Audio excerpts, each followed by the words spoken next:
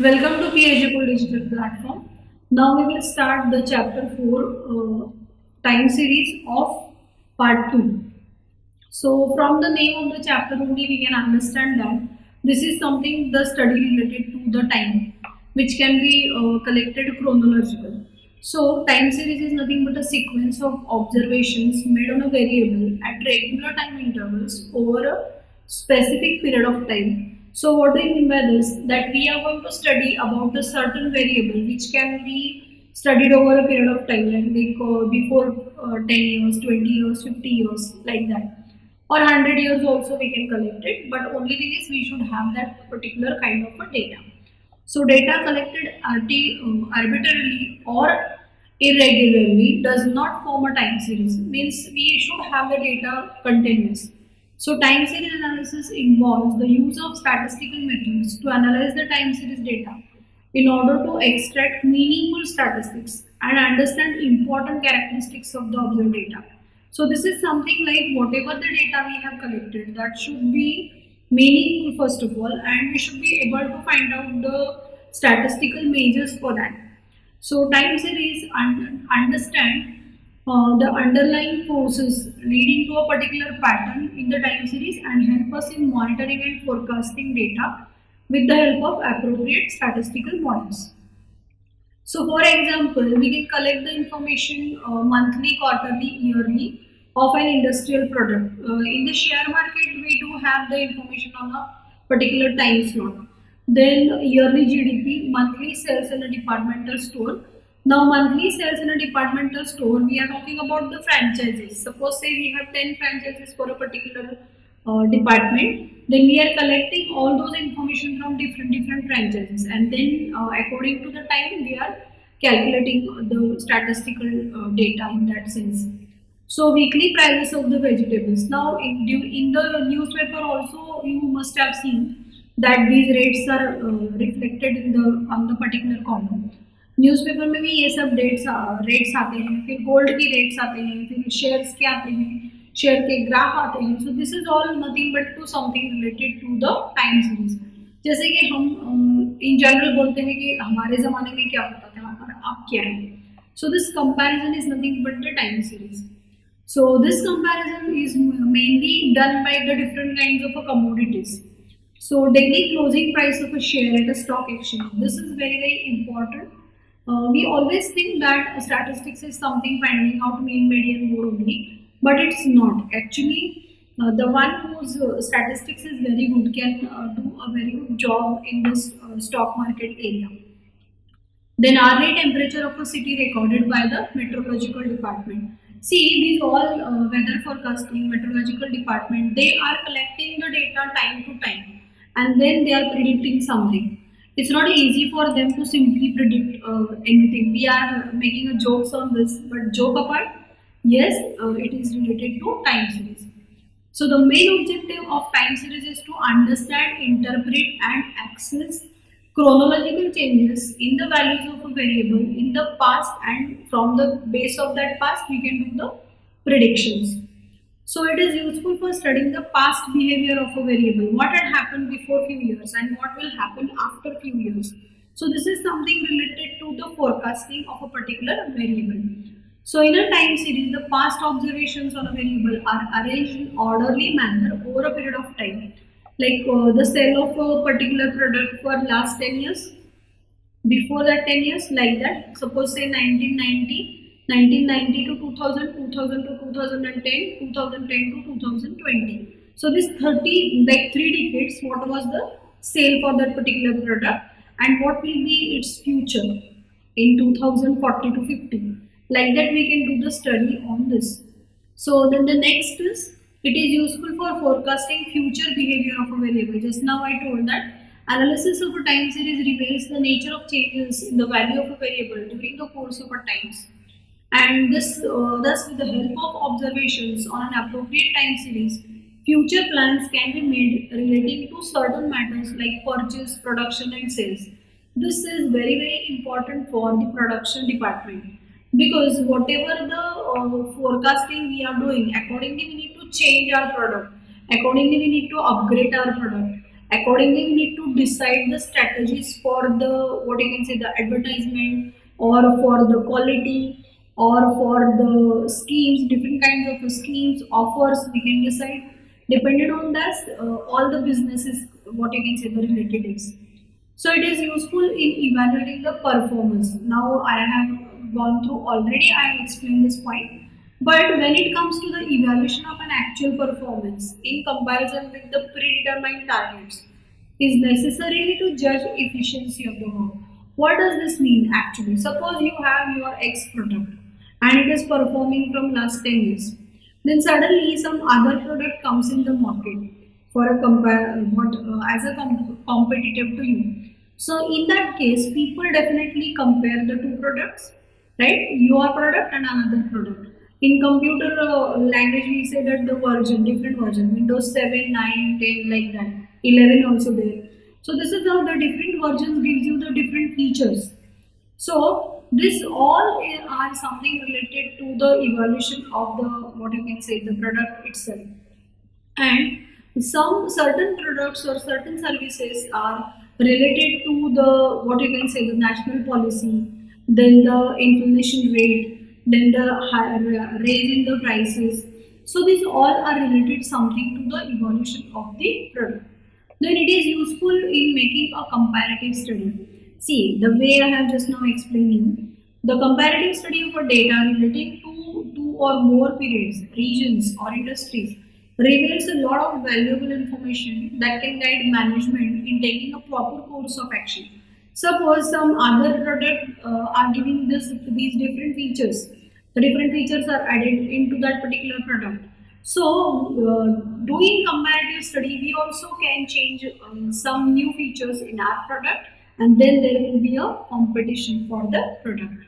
So, it is always useful in making a comparative study. What are the changes happen during the time period, that is very, very important in the development of any product or any services as well.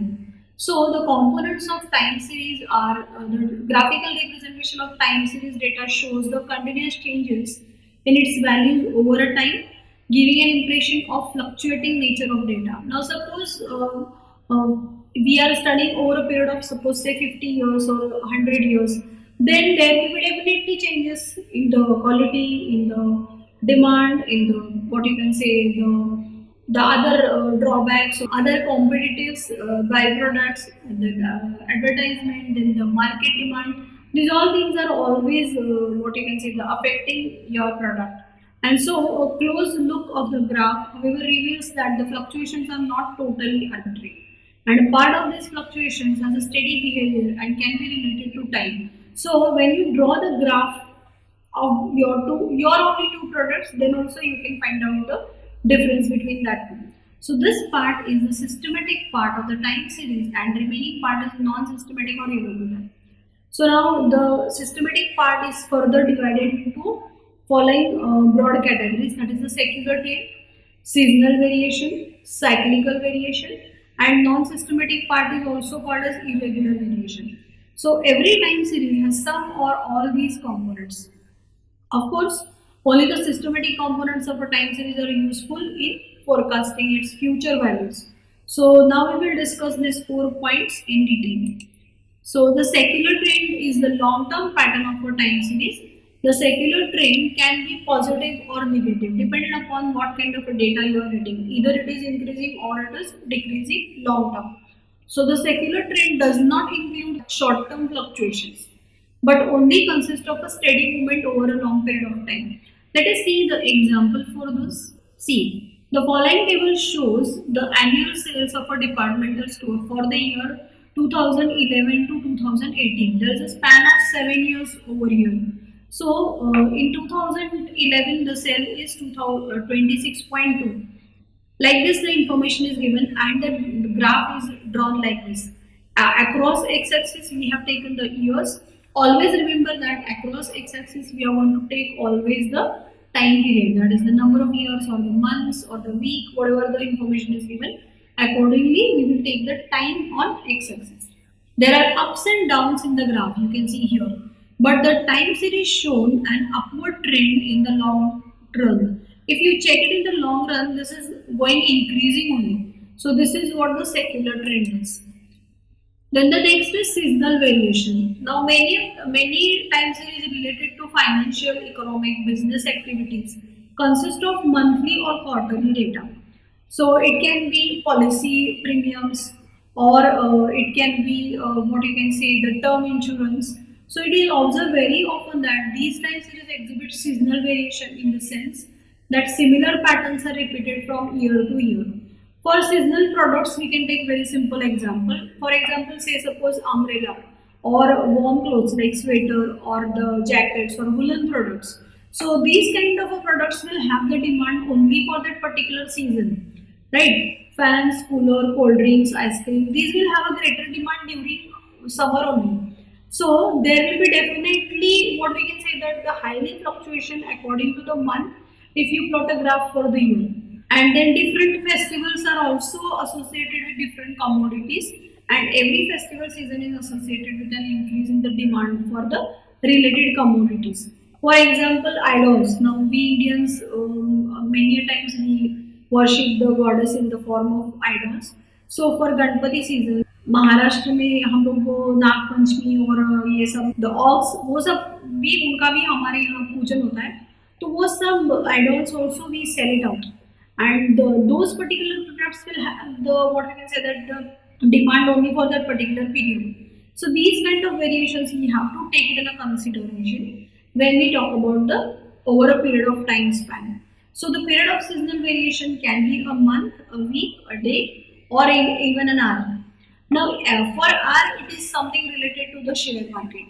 A day particular we talk it about what we can say that there is like certain superstitious also people are there in India that we do the shopping only of gold on a particular day, right? In Maharashtra we do it in that Guru Pushya, or all over India people do the what we can say that shopping of gold on particular day like Dashera or Diwali Padwa, like that people have that these what we can say the faith regarding to these things. And they do the things like that. So obviously there will be a variation in the demand and supply for the particular products. So cash withdrawals in a bank show seasonal variation among the days of a month. So for that particular period only you will see the more transactions done in the banks. Then the passenger traffic at a railway station has seasonal variation during the hours of the day. In Mumbai people say that prime time or the what we can say the peak hours. And the temperature record in the city exhibits the seasonal variation over the hours of a day. In addition to the seasonal variation with changing seasons also, we do calculate the. So seasonal variation is measured with the help of seasonal indices, which are useful for short-term forecasting. Such short-term forecasts are useful for a departmental store in planning its inventory according to the months of a year. Now, according to the seasonal demand, this departmental store nowadays you must have seen that these people also started keeping the particular what we can say the things related to the festival. And then a bank manager can use such a short-term forecast in managing cash flow on different days of a week or a month. So now this is a regular practice for these particular services, wherein we do not need to do anything different as such. So the following table shows the quarterly sales of woolen garments in 4 consecutive years. First year, second year, third year and fourth year. The quarter sale is given in here like this. And the graph will also be shown like this. Okay, so this is 1, 2, 3, 4. This is first quarter, second quarter, third quarter and fourth quarter for the particular year. Okay, so year is divided into 4 months. 4 months is 1 quarter. Like that it is mentioned. And then the sales is given in this way. So for the first quarter the sale is 10. Okay, like this the graph is plotted. And what do you observe? The graph is increasing only. As the population increases, such kind of a demand will obviously increase. Then the next is cyclical variation. Cyclical variation is a long-term oscillatory movement in values of a time series. So cyclical variation occurs over a long period, usually several years, if seasonal variation occurs within a year. So one complete round of oscillation is called as cycling. And cyclical variations need not to be periodic in the sense that the length of a cycle or a magnitude of variation within a cycle can change from one cycle to another. So the cyclical variations are nothing but exactly over a period of time the same things are going to happen. So this is called as a cyclical variation. Recurrence is there. Recurring ups and downs in a business are main causes of the cyclical variation. Again and again the same kind of things are happening, and then there will be a cyclic variation. So for this what we can say that when it increases, we can say that the prosperity. When the recession is there, then depression is there, and again it will be a recovery. So now during this pandemic situation also we can say that the certain businesses are on the prosperity side, certain has total recession, certain has total depression, and again now after pandemic situation they will again come up and they will do the recovery. Again there will be prosperity, maybe some or the other reason there might be recession also. So let us see graphically this. Cyclical variation can consist of a period of 5 years, 10 years, or even longer duration. Now, what kind of how you are tackling the problem, that matters a lot for this. You can come up with the from the recession very quickly by doing certain different changes in your business, or making some recovery which is positively and will take you to prosperity. So this is how the graph will be shown. Then the next is irregular variation. Irregular variations are unexpected variation in a time series caused by unforeseen events that can include natural disasters like flood, then political events like strikes, agitations, international events like war and other conflicts. Now this pandemic situation also can be seen, can be considered as irregular variation. Nobody had imagined that we will sit at home for such a longer time, right? Even every all whole family members are sitting at home. So this was not imagined anything. So this is definitely going to affect on the all areas. So as the name suggests, irregular variations which do not follow the particular pattern, and therefore it is totally unpredictable. You cannot say that over a period of time this can be regularized, this can be modified, this can be covered up, then we will go to the prosperity. Nothing can be explained. So this is unexplained and uncounted variations. We cannot count how much time it will take to recover the things. So let's see mathematical models of time series. So x3, note the value of the variable at time t, where small t is representing the time period. There are two standard mathematical models for the time series based on the four components which we have just now seen: secular trend, seasonal variation, cyclic variation, and irregular variation. So additive model is nothing but we are adding all these trends in one equation. So that becomes xt is equal to tt plus st plus ct plus it. Okay, secular trend is written by capital T with small t. Then seasonal variation st, cyclical variation ct, and irregular variation it. So it is also important to remember that all four components is the additive model must be measured in the same unit of measurement, and the magnitude of the seasonal variation does not depend on the value of time series in the additive model. So magnitude of the seasonal variation does not change. Magnitude इसका कुछ भी change वगैरह नहीं होता. So the assumption of independence of the components is often not realistic. In such a situation, the multiplicative model is used. So what is multiplicative model? Again, it is a multiplication of all these four trends, that is secular trend, seasonal, cyclic, and irregular.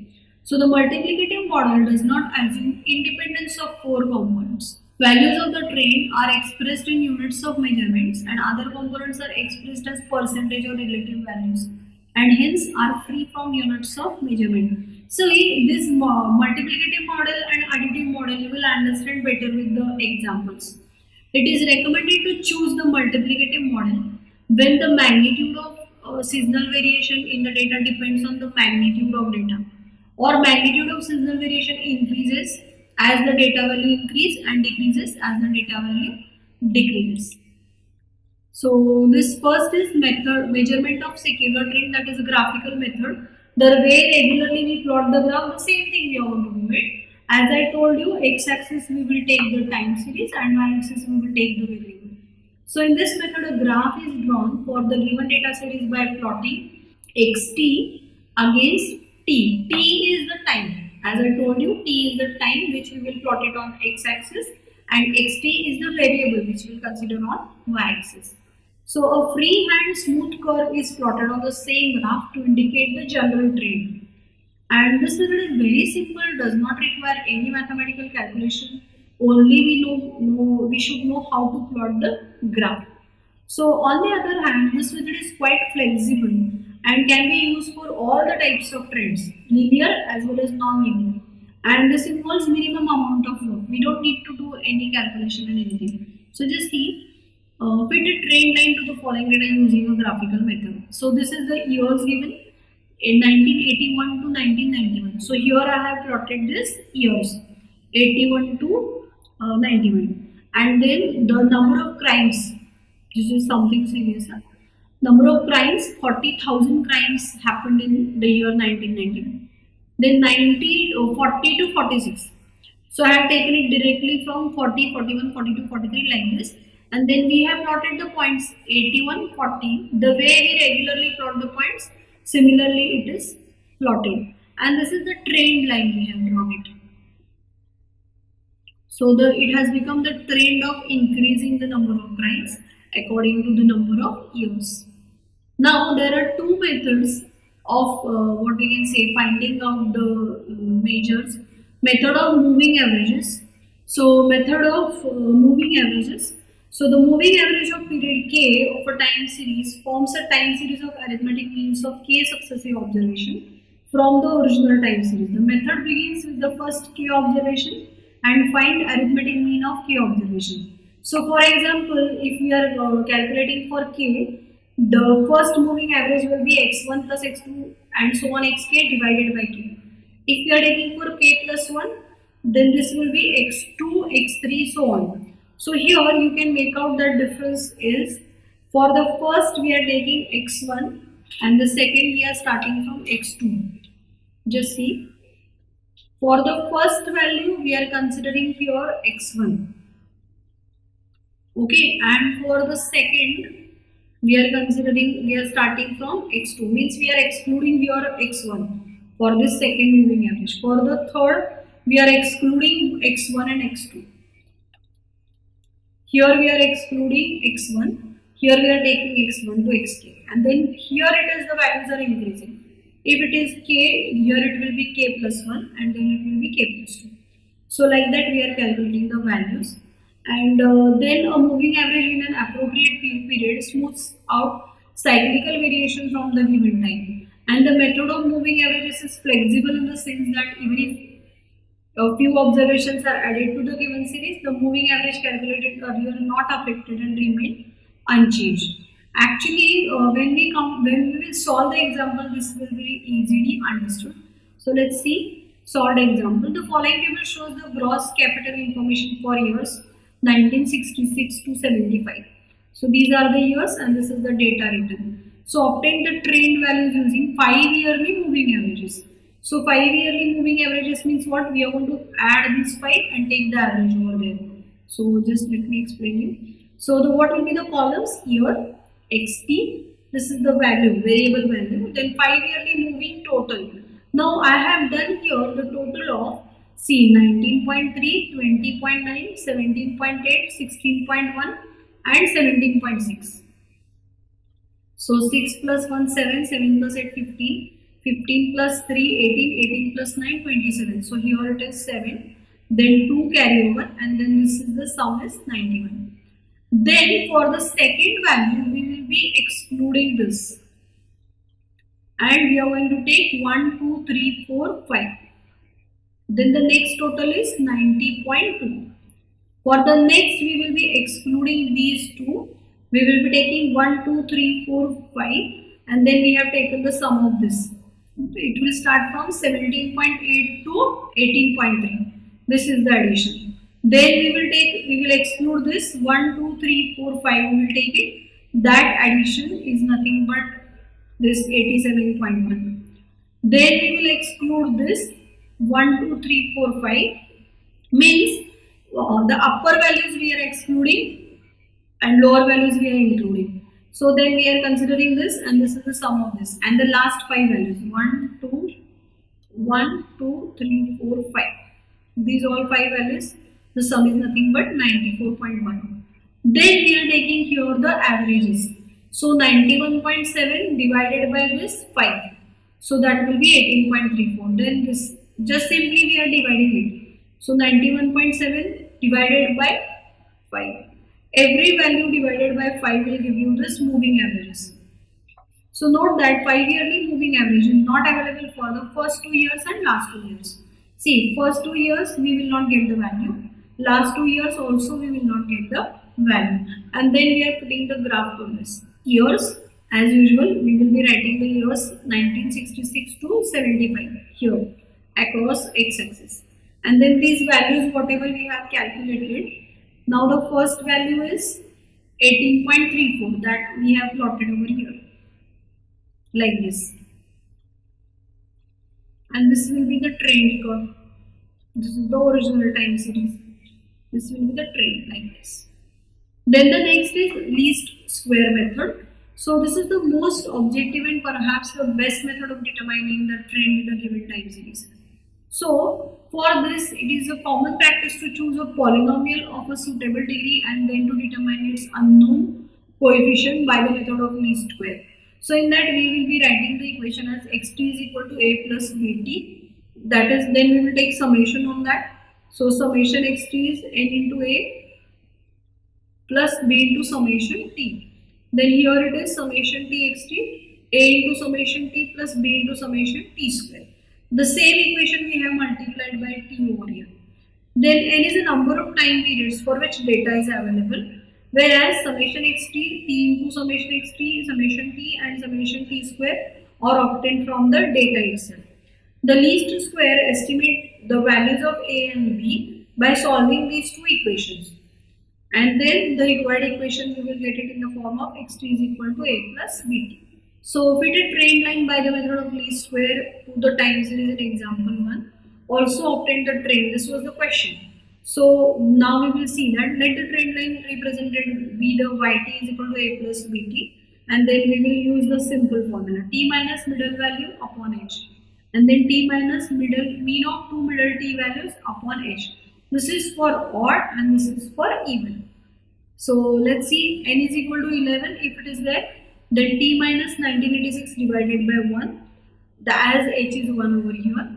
The data is chronological, no? So 1966, 67, 68, that's why h is 1. If it is the period of 10 years, then h will be 10. Then the equation becomes yt is equal to a dash plus b dash u, and then taking summation, we will get the another equation. We'll see the example how to go for it. See, this is the way. Now this is the yt. 81 to 91, minus u will be minus 5, minus 4, minus 3. See, this is 44. So 0, then u square, then u into yt, and then we will calculate this equation. So these are the trend values calculated according to this. 482 divided by 11, so that will be 43 plus 43.8182. See, u is nothing but a minus that, like the t minus 1986. So 81 minus 1986, 1981 minus 1986 is minus 5, minus 4, minus 3, minus 2, minus 1. Here it will be 0 because my considered year is only 1986. And then these all will be positive. Then the square of this and then this into ut. 25 into 400. 16 into 42, like this you will get here the values. 40 into minus 5, 42 into minus 4, like this you will get here the values. And then the trend value, how do we calculate here? A dash is equal to this 482 upon 11. So like this you will get the values over here. So this is how we have completed all theory part of time series. In the next video you will be able to see the examples. Be with us on P-eduKUL digital platform for other subjects also, economics, SP, OC and maths of course. Thank you.